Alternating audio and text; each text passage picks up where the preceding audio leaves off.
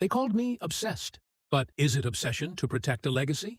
To stand watch over a ribbon of water that's flowed through my land, long before their foundations were poured, and long after their homes will be gone? No. Obsession is what they had.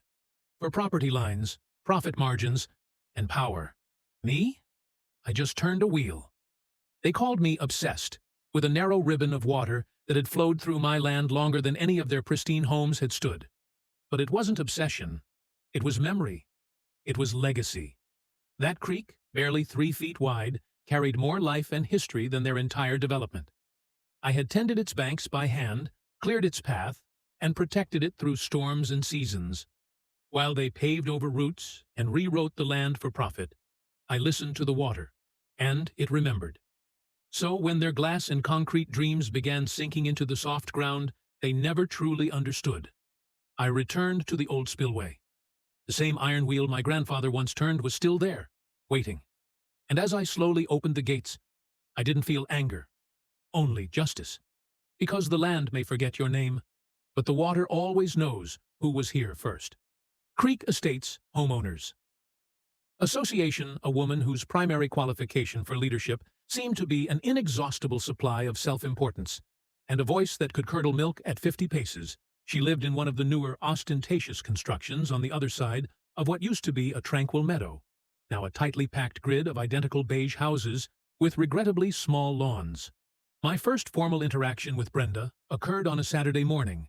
I was out tending to some irises near the creek when I saw her flanked by a nervous-looking man I later learned was Gary, the HOA secretary, marching across my lawn as if she owned it. She was, and I kid you not, wearing a bright pink sash that read HOA President, Getting Things Done, which looked utterly ridiculous over her golf attire.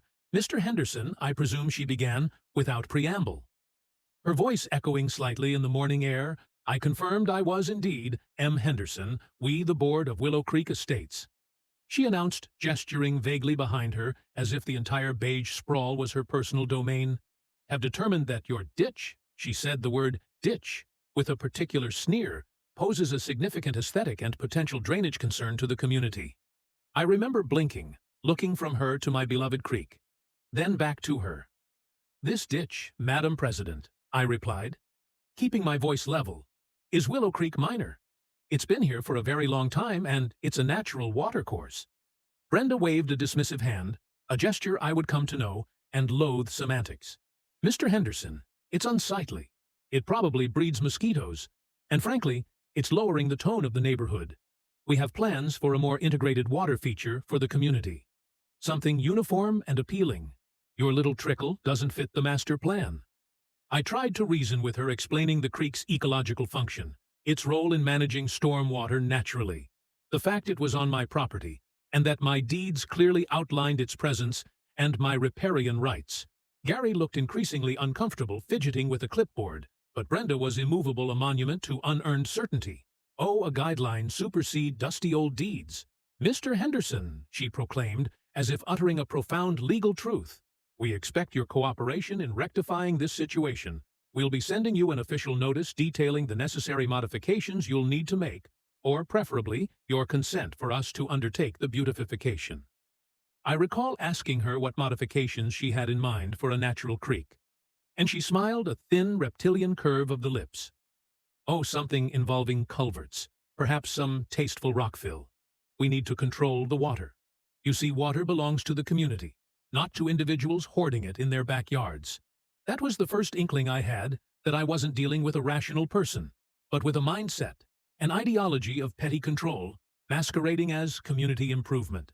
My old neighbor, Mr. Fitzwilliam, a retired surveyor who'd lived in his house since before I was born, had warned me about the new HOA board bunch of busybodies with too much time on their hands and a sudden taste of power.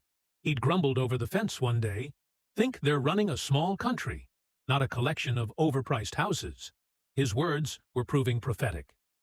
That first confrontation set the stage for everything that followed. It was clear Brenda saw my creek not as an asset, but as an affront to her vision of a perfectly manicured, utterly sterile suburban landscape, and she was determined to bring it and me to heel.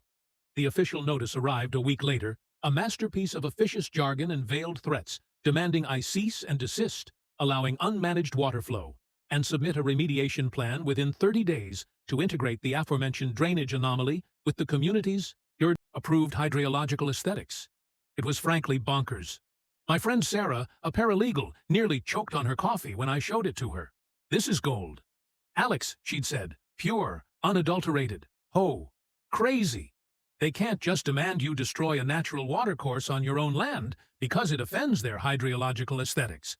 What even is that she advised me to draft a polite but firm response, citing my property rights, local and state environmental protections for waterways, however small, and to request a formal meeting with the full board, complete with meeting minutes.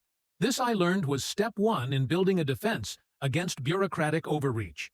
Create a paper trail, the polite but firm response meticulously drafted with Sarah's help and citing relevant county ordinances regarding natural waterways, was sent via certified mail. It stated quite clearly that Willow Creek Minor was a pre-existing natural feature of my property, protected by law, and that I would not be altering it, nor would I grant the HOA permission to do so. I also formally requested clarification on which specific HOA bylaw or CCR provision they believed gave them authority over a natural creek on private non-HOA property. The reply was not a clarification, but another more aggressive letter from Brenda C. Singh. The entire board, this one accused me of willful non-compliance and anti-com community behavior. It hinted at fines and further actions to protect the interests and property values of Willow Creek Estates residents. The language was escalating, and so was my resolve. I began documenting everything. I took daily photographs of the creek, its flow, the surrounding vegetation. I set up a discreet trail camera ostensibly to watch for wildlife, but also to record any unauthorized access to my property. Near the creek, I spent hours at the county records office, poring over plat maps, historical surveys, and water rights documentation. Mr. Fitzwilliam proved invaluable here, pointing me towards older records that clearly showed the creek's established path, long before Willow Creek Estates was even a gleam in a developer's eye. He even unearthed an old topographical survey from the 1950s that designated it as a seasonal but significant drainage path for the entire area. "See this, Alex?" he'd said, his gnawed finger tracing a faint blue line on the yellowed paper. "This little fella carries a lot more water than people think, especially after a good spring melt or a heavy summer storm. They mess with that at their peril." His words were both a comfort and a premonition. The HOA, meanwhile, under Brenda's increasingly imperious direction, began their beautification of the common areas adjacent to my property line. This involved them planting a row of identical non-native ornamental shrubs, right up to my fence shrubs, that required an astonishing amount of water, and seemed determined to send their roots under my fence towards the moisture of my creek. Then came the first direct assault. I came home from work one afternoon to find a small, hastily constructed earthen berm about 10 feet long and a foot high, pushed up against my fence line, directly where the creek exited my property and flowed into what was now HOA common land, before disappearing into a larger municipal storm drain system. Further downstream, the berm was clearly designed to impede the flow, causing water to back up slightly onto my land. It wasn't a complete blockage, more of a petty, spiteful dam. I was furious. This was a direct trespass and an act of vandalism. The trail cam footage was crystal clear. Two hapless HOA hired landscapers, under the imperious supervision of Brenda herself, complete with her pink sash, and a pointing finger shoveling dirt and tamping it down. I immediately called Sarah. "They've crossed a line. Alex, this is actual interference.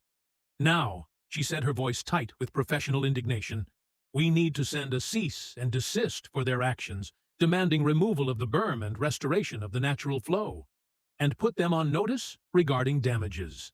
The letter was dispatched again by certified mail, with copies of the incriminating photographs. Brenda's response, delivered verbally when she accosted me near my mailbox a few days later, was pure arrogance. "That little mud pile, Mr. Henderson, that's a temporary water diversion. Measure part of our ongoing community enhancement. It's for the greater good. You should be thanking us for managing your runoff." I tried to explain once again the concept of property lines, natural water flow, and potential flood risk. If the creek backed up significantly, she literally laughed. "Flood risk from your pathetic little puddle. Don't be so dramatic. The HOA has expert engineers. Mr. Henderson, we know exactly what we're doing." This expert engineer claim became a recurring theme. Though I never saw any evidence of one actually being consulted, certainly not for something as minor as her initial berm warfare, it was this breathtaking certainty, this utter refusal to consider any viewpoint but her own, that truly baffled me. It was as if the HOA's existence granted them omniscience. The local newspaper even ran a small piece on community beautification projects in the area, and there was Brenda quoted extensively, talking about enhancing the natural landscape and implementing modern water management solutions for Willow Creek Estates. The irony was so thick, you could have spread it on toast. The berm remained the water. After a moderate rain did indeed back up a little more, creating a soggier patch in my lower garden. I documented it all meticulously. I also started talking to other neighbors, both those within the HOA and the few remaining independents like myself, while many HOA residents were cowed by Brenda, or simply apathetic. A few quietly expressed their own frustrations with her reign. Exorbitant fees for questionable enhancements, arbitrary enforcement of petty rules, and a general atmosphere of intimidation. It was becoming clear that my little creek was just one battlefront in Brenda's larger war for absolute control. The inside story started to filter through tales of closed-door board meetings where dissent was quashed, and of HOA funds being channeled into Brenda's pet projects. Without proper oversight, the narrative of a simple dispute over a creek was expanding into something far more systemic. The real insanity, however, was yet to come. While Brenda continued her low-level skirmishes against my creek, sending landscapers to trim foliage on my side of the fence, they were chased off, and even once trying to get the city to declare my compost heap a public nuisance. It wasn't the HOA board, under her unwavering guidance, embarked on a truly monumental project. They decided they needed a signature water feature for Willow Creek Estates.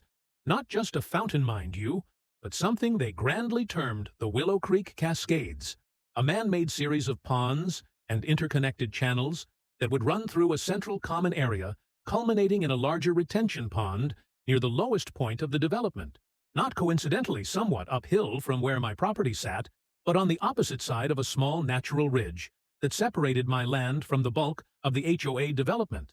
Their inspiration, as far as I could gather, from the glossy brochures they distributed featuring an artist's wildly optimistic rendering of a veritable Venetian canal system, was to create a harmonious hydrological loop that would be both aesthetically pleasing and environmentally responsible by recirculating water. The source of this water was a point of some internal HOA debate. Or so Mr. Fitzwilliam heard through the grapevine. Some wanted to tap into the municipal supply, others wanted to sink a well. But Brenda, in her infinite wisdom, apparently fixated on the idea of harvesting local runoff. She seemed to believe that all the water in the vicinity, including one suspected the water in my creek, which she was still trying to control, was somehow our property. She's got this notion, Fitzwilliam chuckled one afternoon, that she can just dig a big ditch, and all the rainwater in a 5-mile radius will politely line up to flow into it. He wasn't far off. The HOA hired a construction company, not a specialist hydrology firm, mind you, but a general earth-moving outfit that was more accustomed to digging foundations and clearing lots. I watched with a mixture of fascination and horror. As the bulldozers and excavators rolled in, they began carving a massive swale, almost a small canyon, through the HOA common land. This wasn't a gentle stream, it was a deep, wide channel with steep, unstable sides cut directly into the local clay soil, which I knew from my own gardening efforts became incredibly slick and mobile when saturated. They were in effect attempting to create an artificial river, where nature never intended one to be, altering the existing drainage patterns of several acres of land. I started doing more research this time into soil mechanics and hydrology. I even paid for a consultation with Dr. Evans, a retired university professor of geology, who specialized in geomorphology and watercourse engineering. I showed him the HOA's plans, which I'd managed to obtain a copy of from a disgruntled HOA member, and photos of the ongoing excavation. Dr. Evans stroked his beard, a grim look on his face. "This is ambitious," he said, which I took to mean incredibly stupid. He pointed out several critical flaws. "They're cutting through layers of clay and sand here," he explained, tapping a geological map of the area, "without proper shoring, terracing, and vegetation to stabilize these slopes, especially with the degree of inclination they're aiming for. You're asking for slumping and erosion on a significant scale, And this retention pond they're proposing at the bottom, have they calculated the actual watershed area they're now funneling into it? Clay soil doesn't absorb quickly. A heavy rain event could overwhelm this entire system spectacularly. He also noted the proximity of several houses to the new cascades. The soil here is mostly filled from when they developed the estate, he mused, looking at the plans changing the water table and saturation levels so close to foundations built on potentially uncompacted or poorly compacted fill. Well, it's not something I'd recommend without very thorough geotechnical studies. I asked him half-jokingly if he'd be willing to write a letter to the HOA. He smiled. "Young man, I've written enough letters to foolish committees in my lifetime to know it's usually like shouting into the wind. But for a nominal fee, I can provide you with a professional assessment of their plans and the potential risks." I took him up on it.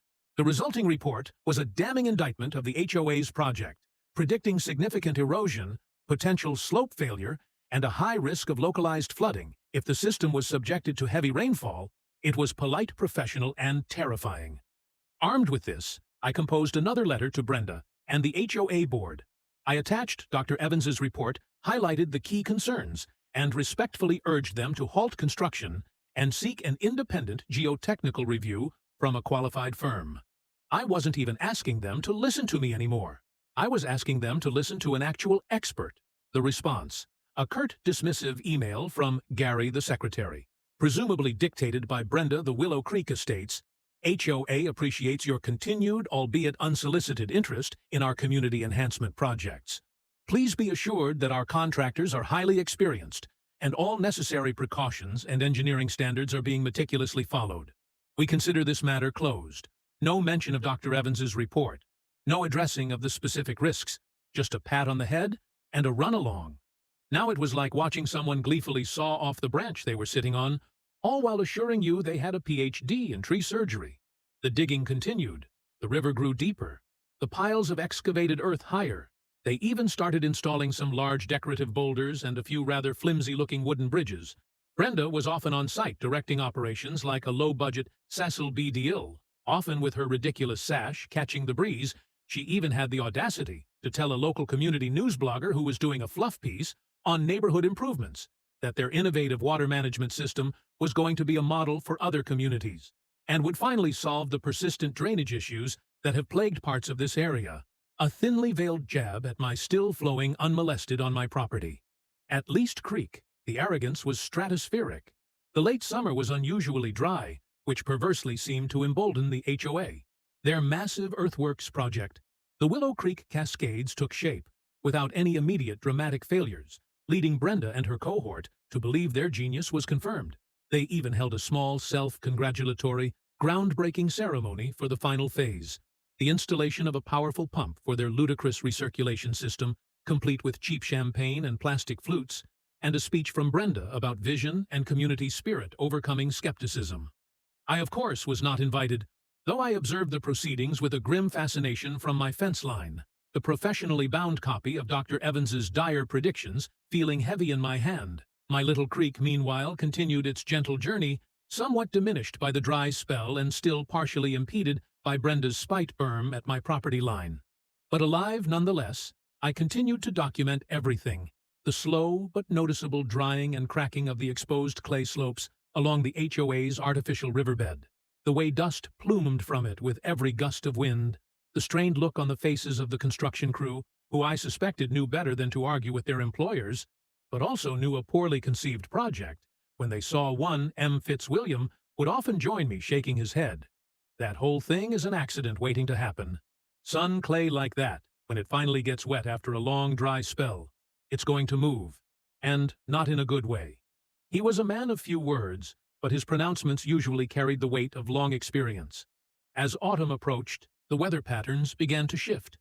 The long, dry summer gave way to a series of early, unseasonably heavy rain showers, the kind of rain that the parched ground couldn't absorb, the kind that sheeted off surfaces and sought the lowest point with relentless efficiency. The first few showers were minor, but they offered a preview. The raw earth of the Cascades turned into a muddy slurry. Small rivulets of silt began to stain the brand-new decorative boulders. Brenda was so proud of the carefully sculpted banks, showed early signs of erosion. little collapses and undercutings. I saw HOA maintenance workers looking rather miserable out, with shovels trying to patch up the worst of it. But it was like trying to hold back the tide with a teaspoon. Brenda naturally dismissed these initial signs. I overheard her telling a worried-looking resident near the project that it was just settling and perfectly normal for a new installation. She even had the gall to imply that the muddy runoff was somehow exacerbated by uncontrolled water sources nearby, another clear dig at my creek, which ironically was actually handling the increased rainfall quite well, its established vegetation and natural meanders slowing and filtering the water as nature intended. The contrast was becoming stark. My small, unsightly creek was a model of resilience, while their multi-thousand-engineered marvel was already looking like a problem child. Then the meteorologists started talking about a major system moving in a pineapple express. They called it a plume of deep tropical moisture set to stall over our region for several days, promising sustained heavy rainfall. This wasn't just a shower. This was a deluge in the making. I checked my own property's drainage, cleared the culvert under my driveway, and made sure the banks of Willow Creek Minor were free of any loose debris that could cause a jam. I even with a heavy heart, and after consulting Sarah about potential liability if I didn't try to mitigate something on their side that was clearly affecting me, took a shovel and carefully, discreetly removed a small section of Brenda's berm at my property line, just enough to allow my creek to flow more freely if the water levels rose significantly. I photographed my actions, of course better to be accused of minor, well-documented tampering for safety reasons than to have my property flood because of their obstruction. Dr. Evans's report lay on my desk, its warnings echoing in my mind. Clay soil doesn't absorb quickly. A heavy rain event could overwhelm this entire system, spectacularly changing the water table and saturation levels so close to foundations built on potentially uncompacted or poorly compacted fill. I looked out at the pristine lawns and imposing facades of the Willow Creek Estates homes, particularly those built closest to the precipice of Brenda's folly, and felt a cold knot of apprehension. The HOA, however, seemed oblivious. They put up a few token silt fences around the cascades, the kind of flimsy barriers that might stop a rogue garden hose, but would be utterly useless against a serious flow of water. Brenda was quoted in another brief online community update as saying, "Willow Creek Estates is fully prepared for the anticipated weather. Our state-of-the-art water features are designed to handle all eventualities." The sheer unadulterated hubris was breathtaking. The air grew heavy, the skies turned a bruised purple-gray, and the first fat drops of rain began to fall. It was the overture to a symphony of destruction, and Brenda was about to conduct its grand chaotic finale. Whether she knew it or not, the rain started in earnest. On a Friday evening, a relentless drumming downpour that showed no signs of abating. All night it hammered against the roof, a constant oppressive roar. By Saturday morning, my little Willow Creek Minor was transformed. It was no longer a gentle ribbon, but a swift brown torrent, swollen to the very top of its banks, but still flowing purposefully along its ancient path. Now thankfully unimpeded at my property line, where I'd made that small breach in Brenda's berm. It was doing its job, draining the excess water from my land and the surrounding higher ground. The same could not be said for the HOA's grand folly, the Willow Creek Cascades. I ventured out in my rain gear, driven by a morbid curiosity. I couldn't suppress the sight that greeted me from the edge of the HOA common land was astonishing. The massive, ill-conceived channel they had carved was now a raging river, a furious, muddy torrent, far exceeding anything its designers, if there truly were any qualified ones, could have envisioned. The decorative boulders were submerged or dislodged, tossed about like pebbles. The flimsy wooden bridges were either gone, swept away, or grotesquely twisted. The carefully sculpted clay banks were visibly collapsing, huge scallops of earth, calving off and sliding into the churning water, widening the channel with every passing minute. The token silt fences were a distant memory, overwhelmed and buried, but the truly horrifying part was what was happening to the land around it, especially on the slope where several of the newer, larger HOA homes stood their picture windows, looking out, or perhaps now, down onto the disaster. The ground was visibly saturated water, pooling everywhere. And then I saw it a crack, a fresh, jagged fissure in the manicured lawn of the house closest to the maelstrom, a house belonging to one of Brenda's staunchest allies, on the board as I watched transfixed by the terrible spectacle. The crack widened, small rivulets of water were now pouring into it from the lawn. The earth itself seemed to be groaning. Then, with a sickening liquid sigh, a whole section of the terrace landscaping below that house began to slump, to liquefy and slide downwards towards the raging artificial river.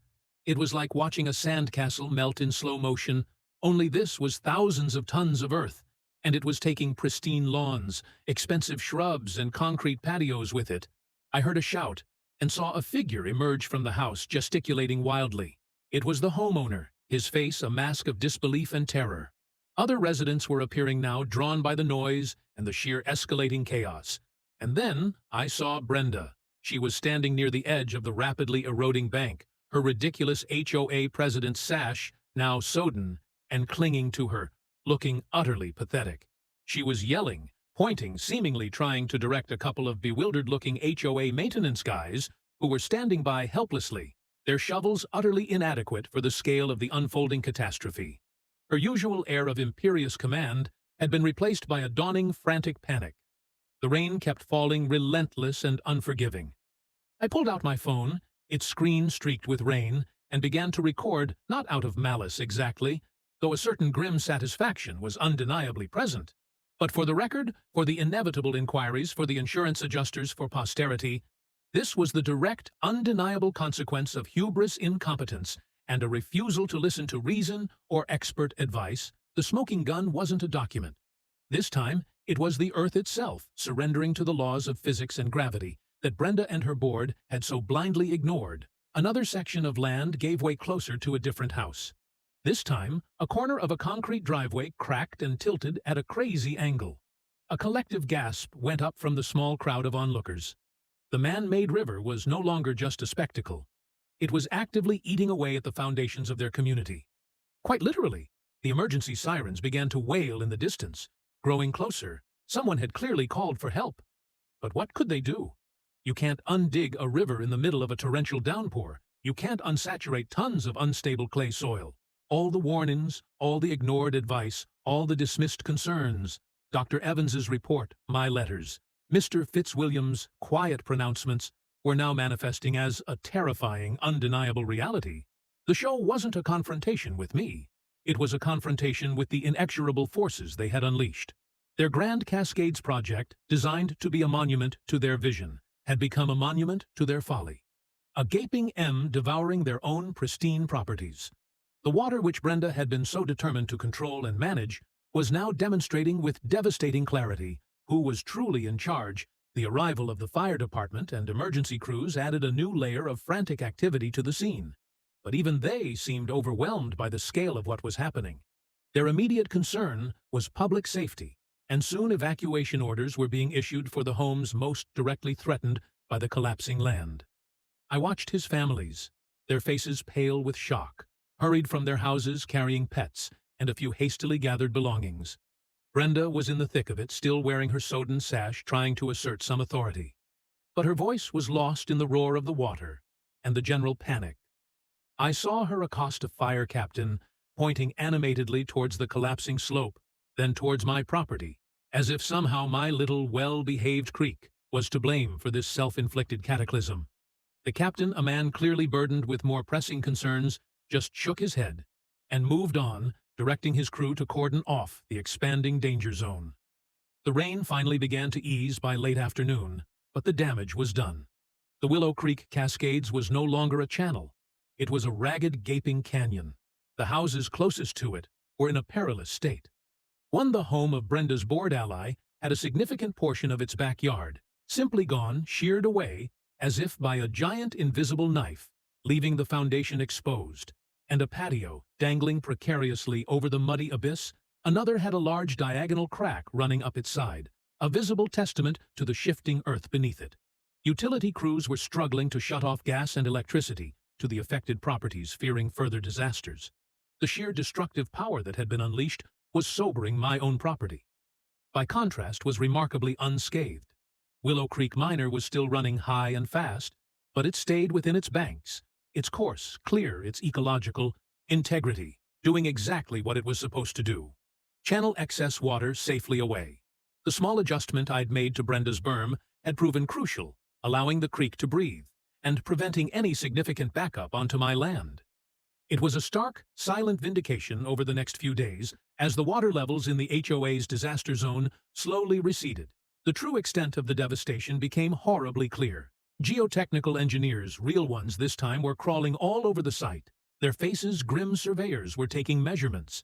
Insurance adjusters, looking harassed and overwhelmed, were navigating the muddy landscape, clipboards in hand. Several homes were immediately red-tagged, declared unsafe for occupation. The price tag for the HOA's beautification project was rapidly escalating from thousands to potentially millions in damages, emergency stabilization efforts, and inevitable lawsuits. The smoking gun was everywhere in the design plans that Dr. Evans had critiqued in my documented warnings in the very earth that had rebelled against their ill-conceived interference. My meticulously kept records, including Dr. Evans's report, and my correspondence with the HOA, suddenly became items of great interest, not to Brenda, who I heard was now desperately trying to shift blame onto the contractors, the weather or sunspots, but to the increasingly angry and litigious residents whose homes were damaged or threatened. Sarah, my paralegal friend, advised me to cooperate with any official investigations, but to be cautious. "You're in the clear." "Alex," she said. "In fact, you're more than clear. You're the guy who tried to warn them, but don't get drawn into their internal blame game. Just stick to the facts, provide your documentation, if formally requested by authorities or through legal channels, and let them sort out their own mess." Mr. Fitzwilliam, observing the circus from his own safe vantage point, just shook his head. "Never underestimate the destructive power of ignorance combined with authority," he mused, "especially when they start messing with dirt and water." His simple wisdom summed it up perfectly. The fallout for Brenda was swift and brutal. An emergency HOA meeting was called, held not in their usual clubhouse, which was uncomfortably close to the unstable zone, but in a rented community hall. From what I heard from sympathetic ears, still within the HOA, it was a verbal bloodbath. Accusations flew. Residents who had lost the most were incandescent with rage, and Brenda's attempts to deflect blame were met with derision and fury. Her reign as the water warden of Willow Creek Estates came to an ignominious end. She, along with most of her board, resigned under immense pressure. The remaining members, shell-shocked and facing a mountain of liabilities, were left to pick up the pieces. The irony was not lost on me. Their grand project to control and redirect water, conceived partly out of spite for my little creek, and a desire to assert dominance, had resulted in a catastrophic loss of control directly caused by water amplified by their own engineering incompetence. My creek, the one they had dismissed as an unsightly ditch, and a pathetic little puddle, flowed on a quiet symbol of nature's enduring logic and resilience in the face of human arrogance. The aftermath was a long, drawn-out affair. The Willow Creek Estates' HOA was plunged into a financial and legal maelstrom. Special assessments were levied on all homeowners to cover the astronomical costs of emergency slope stabilization, debris removal, and the initial rounds of legal fees. Several of the most damaged homes were eventually declared uninhabitable and had to be either extensively repaired at crippling cost or, in one or two cases, demolished. The Grand Willow Creek Cascades project was, of course, abandoned, its half-finished, now ravaged remnants serving as a monument to epic mismanagement. The deep gash they had carved in the earth was partially filled and regraded at enormous expense to try and mitigate further erosion, but it would never look like the pristine common area it once was. It remained a scar on the landscape and on the HOA's reputation. Brenda Sturgis stripped of her pink sash, and her petty authority faded into humiliated obscurity. I heard she sold her house at a significant loss, given the geotechnical cloud now hanging over that part of the development, and moved away. Good riddance, Gary. Her URSTW secretary and the other board members who had enabled her folly faced their own share of the community's wrath, and the financial repercussions. Lawsuits abounded, homeowners suing the HOA suing the original contractors, who in turn pointed to the vague and inadequate specifications they were given by the HOA, and insurance companies trying to limit their payouts. My documentation, including Dr. Evans's pre-IENT report, was indeed subpoenaed. For several of these legal proceedings, it laid out in cold, hard facts that the disaster was not an act of God, as some initially tried to claim, but a foreseeable consequence of willful negligence and amateur engineering. I simply provided the information as requested, making no commentary beyond what was in my records. The facts spoke for themselves, loudly and clearly. My little Willow Creek miner, meanwhile, actually benefited in a strange way, with the HOA in disarray, and their attention and funds completely consumed by the Cascades disaster. Their petty war against my creek ceased entirely. The remnants of Brenda's spite. Berm eroded away naturally in subsequent rains, and the creek re-established its full unimpeded flow off my property. If anything, the surrounding chaos made my quiet green, naturally managed backyard look even more like an oasis of sanity and good stewardship. I even noticed an increase in wildlife visiting its banks. Perhaps they too sensed it was a safer haven. The emotional arc of this whole ordeal was a strange one. It started with disbelief and frustration at the sheer audacity of the HOA's initial demands that morphed into a grim determination as I armed myself with knowledge and documentation. Then came the anxiety and apprehension as I watched them embark on their reckless mega-project. The catastrophe itself brought a complex mix of shock at the scale of the destruction, and yes, a quiet, undeniable sense of vindication. Not a joyful, celebratory vindication, but the somber satisfaction of seeing arrogant folly meet its inevitable, predictable end. It was the quiet triumph of reason over hubris, of nature's laws over human vanity. What's the takeaway from all this? Well, if you're watching this, and you're dealing with your own version of an overreaching HOA, or a neighborhood dictator, perhaps it's a reminder that knowledge is power, documentation is your shield, and sometimes the best offense is a well-prepared defense rooted in facts and expert advice.